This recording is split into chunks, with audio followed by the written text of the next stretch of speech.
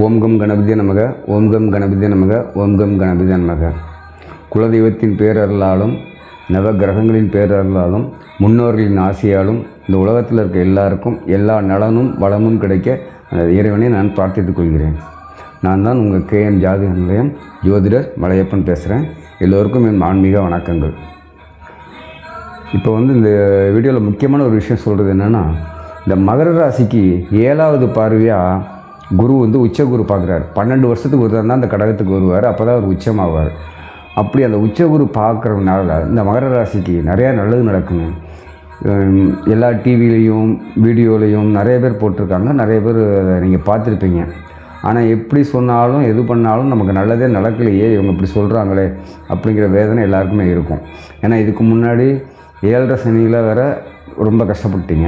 இப்போ உச்சகுரு பார்த்து கூட நல்லது நடக்கலையே அப்படிங்கிற வேதனை இருக்கும். இதுக்கு என்ன காரணம்னு கேட்டிங்கன்னா, பொதுவாக நம்ம சாதாரணமாக பார்த்தோம்னா எல்லா பொருளும் நம்ம கண்ணுக்கு தெரியும்.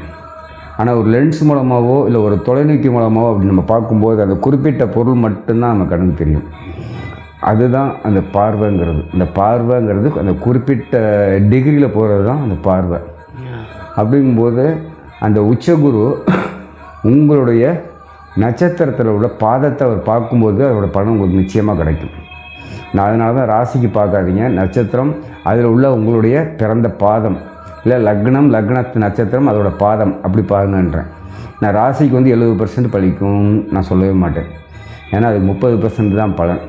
அது தசாபுத்தியை கணக்கிறதுக்காக நமக்கு இறைவன் கொடுத்த முன்னோர்கள் கொடுத்த ஒரு கணக்கு. ஆனால் லக்னத்துக்கு இது 70% கட்டாயமாக பலிக்கும். இப்போ பாருங்கள், இந்த மகர ராசியில் உத்திராட நட்சத்திரம் 3 பாதம் இருக்குது. இந்த 3 பாதத்துக்குமே நிச்சயமாக இந்த உச்ச குருவால் நல்லது எதுவுமே நடந்துறதுக்கு வாய்ப்பே இல்லை. என்ன காரணம்னு கேட்டிங்கன்னா, இப்போ ஒரு குரு கடகத்தில் 10 டிகிரி முடித்து 14 டிகிரியில் இருக்கார். 10 டிகிரி வரையும் உத்திராடம் இருக்குது மகரத்தில். ஸோ அவருடைய பார்வை அந்த உத்திராடத்து மேலே படும்போது அங்கே கடகத்தில் சூரியன் அந்த குருவோடு சேர்ந்து அதை அஸ்தங்கப்படுத்திடுறாரு. அதாவது அவருடைய பவரை குறைச்சிடுறாரு. ஸோ அந்த நேரத்தில் அந்த லென்ஸில் பேட்ரி தீர்ந்துருச்சு, அந்த தொலைநோக்கி பார்வையில் பேட்ரி தீர்ந்துருச்சுன்னு நினச்சிக்கோங்க. பவர் இல்லாமல் பார்வை கோளாறோடு இருக்கக்கூடிய அந்த ஒரு அமைப்பில் இருக்கக்கூடிய அந்த கருவியால் அந்த அளவுக்கு பார்க்க முடியாது. அதனால் உத்திராட நட்சத்திரத்துக்கு இந்த உச்ச குருவால் ஒன்றுமே செய்ய முடியல. அதே நேரத்தில் திருவோணத்தோட முதல் பாதத்துக்கும் இதே மாதிரி தான். ஏன்னா 13-20 வரையும் முதல் பாதம் இருக்கும். அங்கே 14 டிகிரிக்கு வந்திருக்காரு. இன்னொரு 4 நாளில் சூரியன் சிம்மத்துக்கு போயிடுவார். அதுக்கப்புறம் இந்த திருவோணத்தோட 2வது பாதம் 3வது பாதம் 4வது பாதத்துக்கு நிச்சயமாக அந்த உச்சகுருவோட பலன் கிடைக்கும். அது என்னென்னைக்கு கிடைக்கும் என்ன ஏதுங்கிறத உங்களுக்கு விவரமாக அடுத்த வீடியோவில் போடுறேன். இது மட்டும் இல்லைங்க, அடுத்த அவிட்ட நட்சத்திரத்துக்கும் சொல்ல போகிறேன். 7வது பார்வைங்கிறது பொதுவாகவே எல்லா கிரகத்துக்கும் பொதுவான ஒன்று. அதனால் அதுக்கு ஒரு பெரிய மகத்துவம்னு சொல்ல முடியாது. அதாவது எப்படி பார்த்தாலும் நம்ம எப்படி சொல்லலாம்னா,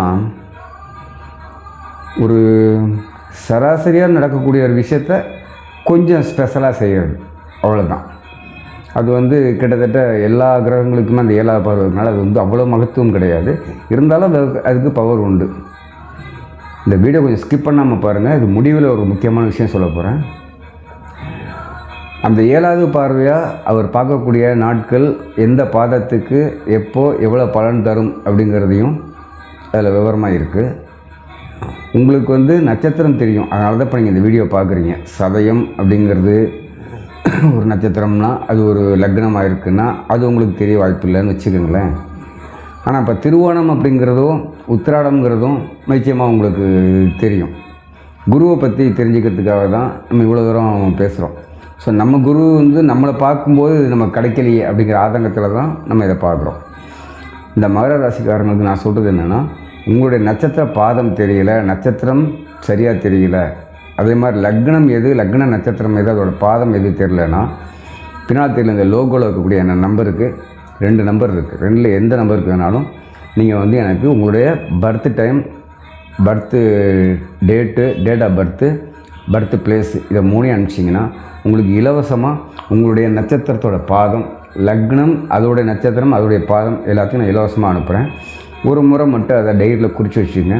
எப்பெல்லாம் இந்த சந்திராஷ்டமம், இந்த குரு பயிற்சி, சனி பயிற்சி, ராகுகேது பயிற்சி இந்த மாதிரி இதுக்கு பலன் சொல்லும்போது உங்கள் நட்சத்திர பாதத்துக்கும் உங்களுடைய லக்ன பாதத்துக்கும் மட்டும் நீங்கள் பலன் பாருங்கள். நிச்சயமாக அது உங்களுக்கு நல்ல பலனை கொடுக்கும். அது மட்டும் இல்லை, அந்த பலன் சொல்லக்கூடிய நாட்களில் உங்களுடைய தசை, புத்தி, அந்தரம், சூட்சமம், பிராணம் சொல்லி அந்த ஒரு 5 வரிசை இருக்குது. அதில் ஏதாவது ஒரு இடத்துல உங்கள் நட்சத்திரநாதனோ இல்லை லக்னநாதனோ சம்மந்தப்பட்டிருந்தால் நிச்சயமாக இது 200% பலிதமாகுங்கிறது நிச்சயமான உண்மை. இதை ஸ்கிப் பண்ணாமல் பார்த்ததுக்கு ரொம்ப நன்றி. உங்களுக்கு இது பிடிச்சிருந்ததுன்னா சப்ஸ்கிரைப் பண்ணுங்கள், லைக் பண்ணுங்கள், உங்கள் ஃப்ரெண்ட்ஸுங்களுக்கும் இதை தெரியப்படுத்துங்க. ஏன் மகர ராசிக்கு எல்லோரும் சொல்லி நடக்கலை, இது என்ன காரணங்கிறது இந்த விளக்கத்தை எல்லாருக்கும் தெரியப்படுத்துங்க. எல்லோருக்கும் மீண்டும் ஒரு முறை என்னுடைய ஆன்மீக வணக்கங்கள். நன்றி.